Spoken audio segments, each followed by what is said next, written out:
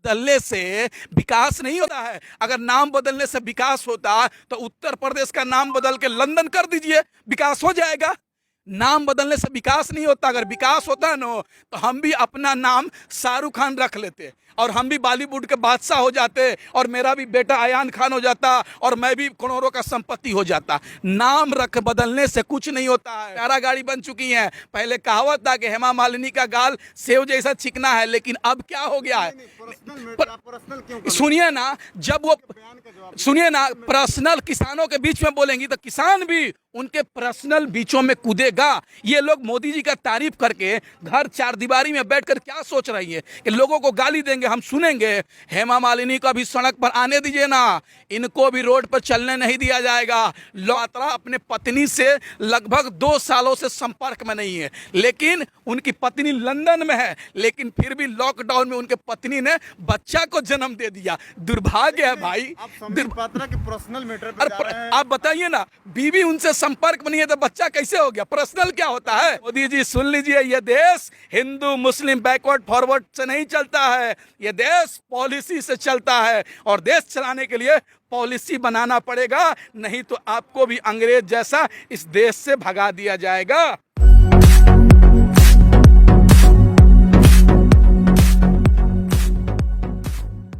का बाप का देश है का मैंने उनका बाप का देश है, जो कहेंगे वही करेंगे।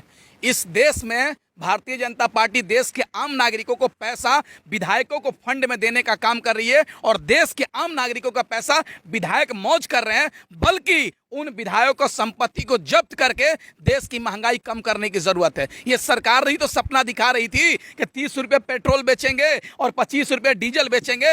यही तो सरकार दिखा रही थी सपना कि 50 रुपये कड़वा तेल बेचेंगे और 300 रुपये का सिलेंडर गैस बेचेंगे। लेकिन क्या हुआ? पूरे विपरीत हुआ। आज 200 रुपये लीटर कड़वा तेल है, 900 रुपये टंकी सिलेंडर है, 100 रुपये डीजल है, 105 रुपये पेट्रोल है। देश में तो महंगाई बढ़ाने की सरकार काम कर रही है। यही सरकार कहती थी बहुत हुआ महंगाई की मार, अब की बार मोदी सरकार, वही सरकार देश में महंगाई बढ़ाने का काम कर रही है। और जिस विधायक ने ऐसा बेतुका बयान दिया है, गुफा वाला मैन, भाजपा का गुफा विधायक, उसको जेल में डालने की जरूरत है।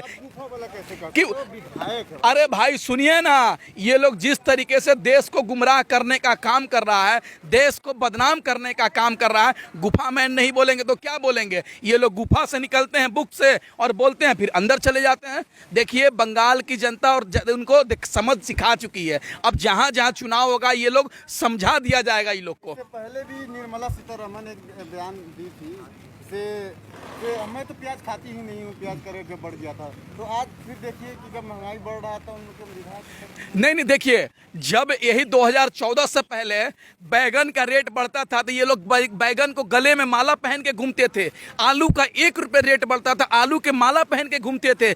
प्याज का 1 रुपये रेट बढ़ता था तो प्याज के माला लेके पहनते थे। लेकिन वही नौटंकीबाज संसद में बैठकर नौटंकी कर रहे हैं। यही तो कर रहे हैं ये लोग, नौटंकीबाज। अगर देश को इस तरह से नहीं चलेगा, देश पॉलिसी से चलेगा। और सीतारमण केंचुरी की बात मत कीजिए, ये लोग वित्त मंत्री तो बन गई हैं, संसद तो बन गई है, मंत्रालय तो मिल गया है, लेकिन 1 पैसा का बुद्धि नहीं है।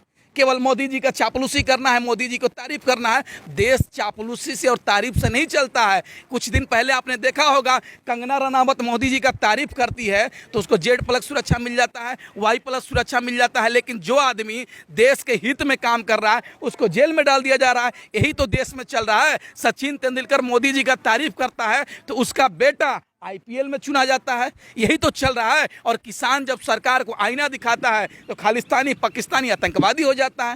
जब लोग मर रहे थे तब बीजेपी के विधायक या नेता, कोई मंत्री सामने नहीं आए, लेकिन अब हेमा मालिनी बयान दे रही है कि कोरोना की रोकथाम के लिए मैं हवन करती हूँ। देखिए, ये सरकार को आप जान जाइए कि ये सरकार पहले कहती थी कि आयुष्मान भारत के तहत हर देश के नागरिक को 5 लाख का मुफ्त इलाज होगा। लेकिन देश में कोरोना महामारी आया तो ये सरकार 5000 का ऑक्सीजन नहीं दे पाई, 500 का इंजेक्शन नहीं दे पाई, 200 रुपए का एक बेड नहीं दिला पाई, एक वेंटिलेटर नहीं दिला पाई है सरकार। सरकार के गलत नीतियों के कारण हजारों की संख्या, लाखों की संख्या में लोग मर गए।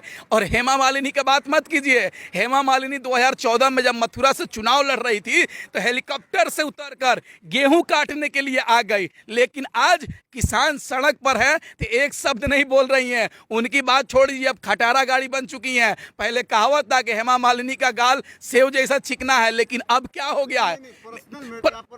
सुनिए ना, जब वो सुनिए ना, पर्सनल किसानों के बीच में बोलेंगी तो किसान भी उनके पर्सनल बीचों में कूदेगा। ये लोग मोदी जी का तारीफ करके घर चार दीवारी में बैठकर क्या सोच रही है कि लोगों को गाली देंगे, हम सुनेंगे? हेमा मालिनी को भी सड़क पर आने दीजिए ना, इनको भी रोड पर चलने नहीं दिया जाएगा। लॉकडाउन आप खुलने दीजिए ना, तब इन सरकार को पता चलेगा। पूरे देश के लोग सड़क पर आ जाएंगे। ये तो सरकार कोरोना महामारी के नाम पर लॉकडाउन लगा दी है। जिस दिन लॉकडाउन खुलेगा देश में, करोड़ों की संख्या में लोग ये सरकार के खिलाफ सड़क पर उतरेंगे। आप देखते रह जाइए। हेमा मालिनी के जो सुपुत्र है सनी देओल जो फिल्मों में देशभक्ति दिखाते हैं, ऐसा लगता है कि वही एक देशभक्त है और महामारी में कहीं नजर नहीं आ रहे हैं। देखिए, एक कहावत है, हर पत्थर चमकदार नहीं होता, हर देश मुंह से बोलने वाला हर देश का नागरिक देशभक्त नहीं होता। ये लोग देशद्रोही लोग हैं। एक महामारी आया तो देश के आम नागरिकों से पैसा कमाकर फिल्म बनाकर करोड़ों की संपत्ति संपत्ति बना लिया, लेकिन जब देश में महामारी आया तो 1 रुपए 2 रुपए भी देश के आम नागरिकों के हित में खर्च नहीं किया। पंजाब की जनता ने तो उनको सांसद भी बना दिया, लेकिन वो अपनी जो कार्य था उसको सही से करने का काम नहीं किया। अब लॉकडाउन तो खुलने दीजिए, सबका जवाब दिया जाएगा। जवाब उनका भी दिया जाएगा जो लोग कहते थे मैं देशभक्त उद्योगपति हूं, लेकिन जब देश में महामारी आया तो ये अडानी और अंबानी के परिवार हिंदुस्तान छोड़कर लंदन और ब्रिटेन भागने का काम किया है। उनका भी जवाब दिया जाएगा। आप लॉकडाउन खुलने का इंतजार कीजिए। इन तमाम लोगों को, इन तमाम देशद्रोहियों को इस देश से खदेड़ भगाया जाएगा। आप इंतजार तो कीजिए। उस रामदेव बाबा को भी गिरफ्तारी कराया जाएगा। करोड़ों की संख्या में लोग रोड पे उतरेंगे जिन्होंने डॉक्टर को गाली देने का काम किया है। वही डॉक्टर, ठीक है 100% डॉक्टर सही नहीं है, लेकिन अभी भी इतने अच्छे डॉक्टर हैं कि अपने घर परिवार का बिना परवाह किए, बिना जान का परवाह किए लोगों को इलाज कर रहे हैं। लेकिन ये सरकार, ये रामदेव बाबा किसानों को गाली देने का काम कर रहे हैं, डॉक्टरों को गाली देने का काम कर रहे हैं। उनको गिरफ्तार करने की जरूरत है। संबित पात्रा कहते हैं कि सोशल मीडिया के जरिए प्रधानमंत्री की छवि खराब की जा रही है। अरे एक बात बताइए ना, छवि किसका बिगाड़ा जाता है? जिसका इज्जत रहता है। ये प्रधानमंत्री का इज्जत है क्या? नकारा का, आवारा का, बेईमान का? ये सुनिए ना, प्रधानमंत्री के लिए सुने ही, प्रधानमंत्री ने अपनी गरिमा को खो दिया है, इस बात को समझ लीजिए। और उस संबित पात्रा की बात कर रहे हैं, वही ना, वही टीवी स्टूडियो में बैठकर दिन रात मोदी मोदी गाय गोबर करते रहता है और मोदी जी का चापलूसी करके वो एनजीसी का डायरेक्टर बन जाता है। और एक और बड़ी बात है, बहुत दुर्भाग्य की बात है, एक वाक्य है कि संबित पात्रा अपने पत्नी से लगभग 2 सालों से संपर्क में नहीं है, लेकिन उनकी पत्नी लंदन में है, लेकिन फिर भी लॉकडाउन में उनके पत्नी ने बच्चा को जन्म दे दिया। दुर्भाग्य है भाई। आप संबित पात्रा के पर्सनल मैटर पे जा रहे हैं। आप बताइए ना, बीवी उनसे संपर्क में नहीं है तो बच्चा कैसे हो गया? पर्सनल क्या होता है? नहीं, आप बताइए ना, पर्सनल क्या होता है? आप बताइए। जो आदमी दूसरे को गाली देता है, अपना ख्याल नहीं रखता है, अपने बीवी का ख्याल नहीं रखता है, बल्कि देश की जनता को गाली देता है। अभी भी शर्म बचा है संबित पात्रा तो भाग जाओ टीवी स्टूडियो से। तुमने जिस तरीके से लोगों को बदनाम करने का काम किया है, सबका मुंह तोड़ जवाब दिया जाएगा। और एक और बात सुन लीजिए, लोग कहते थे ना किसान आंदोलन में लोग कम हो गए हैं, लाखों की संख्या में, हजारों की संख्या में लोग अपने अपने घरों से दिल्ली बॉर्डर पे पहुंच रहे हैं। 1-2 दिन का इंतजार है, बॉर्डर पर लाखों की संख्या में लोग रहेंगे। इसलिए लोग रहेंगे कि सरकार भी बंगाल चुनाव में व्यस्त थी, किसान भी अपने अपने खेतों में जाकर गेहूं काट रहा था। सरकार भी चुनाव हारकर बंगाल से दिल्ली पहुंच चुकी है, किसान भी अपना गेहूं काटकर खेतों से अपना बॉर्डर पहुंच रहा है। अब आर पार का लड़ाई होगा, टकराव होगा। झूठ हारेगा, सत्य जीतेगा। तकड़ा होगा, किसानों की तो गिरफ्तारी हो रही है। अरे गिरफ्तारी कितनी लंबी, जेल तुम्हारी देख लिया है, देखेंगे। जीना है तो मरना सीखो, कदम कदम पे लड़ना सीखो। कितने लोगों को जेल डालोगे तुम? ये तुम्हारा तिहाड़ जेल कम पड़ जाएगा, और पटना का बेऊर जेल कम पड़ जाएगा, दिल्ली का मंडाउली जेल कम पड़ जाएगा, लेकिन किसानों की गिरफ्तारी कम नहीं पड़ेगी। ये आज़ादी की दूसरी लड़ाई है। ये लड़ाई केवल किसानों की नहीं है, इस देश के आम आदमी की रोजी रोटी की लड़ाई है, खाना की लड़ाई है, जिसकी लड़ाई है कि 100 रुपये केवल चावल बेचा जाएगा, 80 रुपये गेहूं बेचा जाएगा, उसको बचाने की लड़ाई है। और ये सरकार को भी चेतावनी है कि सरकार सुन ले, अगर ये आंदोलन जारी रहेगा तो जिस तरीके से किसानों ने बंगाल में जाकर भारतीय जनता पार्टी को हराने का काम किया है, उसी तरीके से पूरे देश में जाकर इस भारतीय जनता पार्टी के खिलाफ प्रचार करेंगे और भारतीय जनता पार्टी को चुनाव हरवाएंगे। उत्तर प्रदेश से खबरें आ रही है कि वहाँ पे भाजपा के अंदर ही थोड़ा उठापटक चल रहा है। अरे और कल जन्मदिन था योगी जी का, लेकिन प्रधानमंत्री जी उनको बधाई नहीं दी। देखिए, दुर्भाग्य इस बात का है कि उत्तर प्रदेश का मुख्यमंत्री आदित्यनाथ योगी का जन्मदिन के दिन उत्तर प्रदेश के युवा बेरोजगार दिवस मनाते हैं और योगी जी से कहते हैं कि आप 4 साल से सत्ता में बैठे हैं और 4 साल में आपने कोई ऐसा कदम नहीं उठाया जिससे उत्तर प्रदेश के राज्य का युवाओं को रोजगार मिल सके। और उटक पटक की बात नहीं है, उत्तर प्रदेश में तो बहुत मामला चल रहा है, लेकिन भाजपा जनता को दिखाना नहीं चाहती है। 2017 में चुनाव हुआ तो देश की, उत्तर प्रदेश की जनता किसके नाम पे वोट दिया? योगी जी के नाम पे दिया क्या? ढोंगी जी के नाम पे दिया क्या? जो उत्तर प्रदेश में 4 साल से ढोंग मचाए हुए हैं, लोगों को मारने। सुनिए ना, उत्तर प्रदेश में किसको मारा जा रहा है?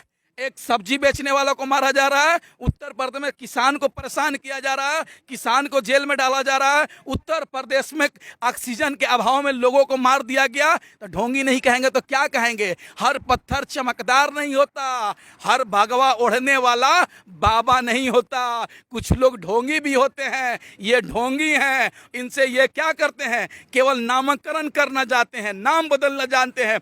मुगल सराय का स्टेशन का नाम दीनदयाल उपाध्याय रेलवे स्टेशन, इलाहाबाद का नाम प्रयागराज।